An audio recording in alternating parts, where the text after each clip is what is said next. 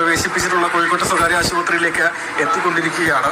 ഇപ്പോൾ നിലവിൽ ഇവിടെ AP അനിൽകുമാറുണ്ട്, KPCC വർക്കിംഗ് പ്രസിഡന്റ്, അതുപോലെ പ്രധാനപ്പെട്ട DCC, KPCC മറ്റു നേതാക്കന്മാരൊക്കെ തന്നെയുണ്ട്. ഷാഫി പറമ്പിലിന്റെ മൂക്കിന്റെ എല്ലിന് പൊട്ടലുണ്ട് എന്നാണ് ഡോക്ടർമാർ അറിയിക്കുന്നത്. അതായത് ശസ്ത്രക്രിയ വേണം, അതിനുശേഷം കുറഞ്ഞത് 5 ദിവസമെങ്കിലും വിശ്രമം അദ്ദേഹത്തിന് വേണ്ടിവരുമെന്നാണ് ചികിത്സിക്കുന്ന ഡോക്ടർമാർ അറിയിച്ചിട്ടുള്ളത്.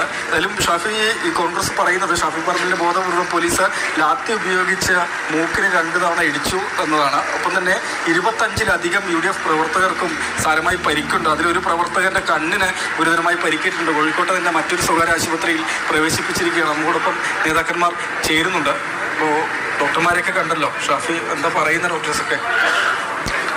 ഒരു പാർലമെന്റ് അംഗം, കേരളത്തിൽ ഏറ്റവും കൂടുതൽ അറിയപ്പെടുന്ന ഒരു പാർലമെന്റ് അംഗം, അദ്ദേഹത്തിന് ഇവിടുത്തെ എല്ലാ പോലീസുകാർക്കും അദ്ദേഹത്തിന് നന്നായിട്ട് അറിയാം അത് ആരാണ് എന്താണെന്നൊക്കെ.